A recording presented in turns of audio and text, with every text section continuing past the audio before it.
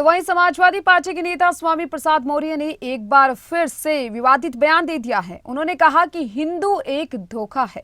वैसे भी 1995 में सुप्रीम कोर्ट ने कहा था कि हिंदू कोई धर्म नहीं है, यह जीवन जीने की एक शैली है। आरएसएस प्रमुख मोहन भागवत ने भी 2 बार कहा है कि हिंदू नाम का कोई धर्म नहीं है, बल्कि यह जीवन जीने की एक कला है। प्रधानमंत्री मोदी ने भी कहा है कि हिंदू धर्म कोई धर्म नहीं है। जब ये लोग ऐसे बयान देते हैं तो भावनाएं आहत नहीं होती, लेकिन अगर यही बयान स्वामी प्रसाद मौर्य करते हैं, यही बात वो कहते हैं, तो पूरे देश में भूचाल मच जाता है।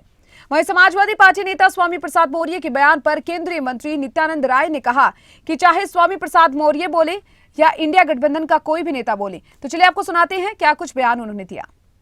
हिंदू एक धोखा है, और वैसे भी 1995 में माननीय सर्वोच्च न्यायालय ने अपने आदेश में कहा था हिंदू कोई धर्म नहीं, ये लोगों के जीवन जीने की एक शैली है।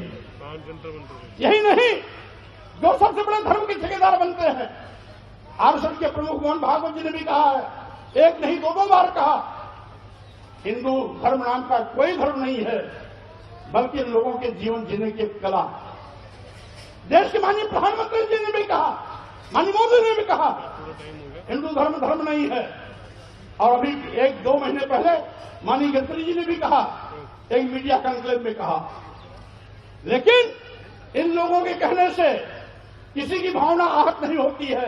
अगर स्वामी प्रसाद मौर्य कह देते हैं हिंदू धर्म नहीं है, बल्कि एक धोखा है, और जिसे हम हिंदू धर्म कहते हैं, वो कुछ लोगों के लिए धंधा है। देखिए, जो भी इस प्रकार के बात बोले, चाहे वह स्वामी मौर्य बोले या कोई इंडिया गठबंधन के लोग, जब कोई बात बोलते हैं, इसको कट कर दिए थोड़ा, स्वामी प्रसाद मौर्य बोले या इंडी गठबंधन के, महागठबंधन के कोई नेता बोले, धर्म का मतलब समझते ही नहीं है। समाज धर्म क्या होता है, परिवार धर्म क्या होता है, देश धर्म क्या होता है, समझते ही नहीं।